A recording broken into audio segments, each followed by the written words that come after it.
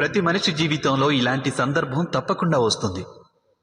వారి స్వప్నాలు, వారి ఆకాంక్షలు, వారి ఆశయాలు స్తంభించిపోతాయి. వారి ఆశా సౌధాలన్నీ చిన్నాభిన్నమైపోతాయి. ఒకవైపు ధర్మం ఉంటుంది, ఇంకోవైపు సుఖం ఉంటుంది. దీనినే ధర్మ సంకటం అని అంటారు. ధర్మాన్ని ఆచరించడమే సంకటంగా మారి ధర్మాన్ని త్యజించడమే సుఖాన్నిస్తుంది. మీరే ఆలోచించండి.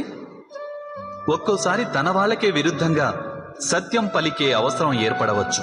ఒక్కొక్కసారి ధనార్జన చేయాలనుకున్న వారికి సులువుగా ఇతరుల ధనం దొంగిలించే మార్గం కనపడవచ్చు.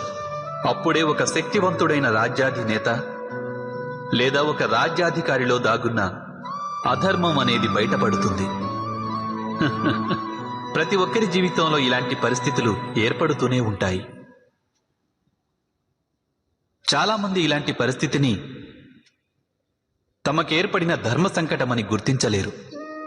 వారి జీవితంలో సంఘర్షణ ఉన్నట్లు వారికి ఏమాత్రం తెలియదు.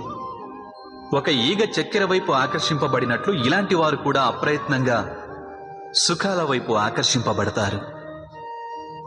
వాస్తవానికి ధర్మ సంకట క్షణాలని ఈశ్వరుణ్ణి దర్శించే క్షణాలనుకోవాలి. మనం సంఘర్షణల్ని చూసి భయభ్రాంతులం కాకుండా, సుఖాలకి ఆకర్షితులం కాకుండా మన ధర్మంపై దృఢంగా నిలిస్తే ఆ ఈశ్వరుడి సాక్షాత్కారం అసాధ్యం కాదు.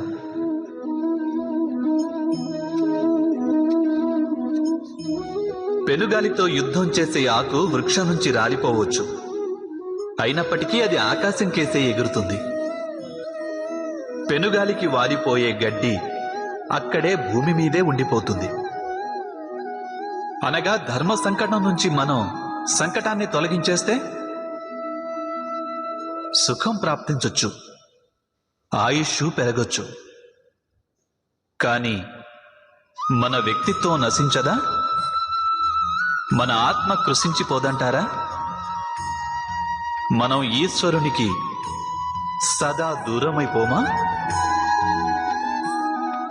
మీరే ఆలోచించండి.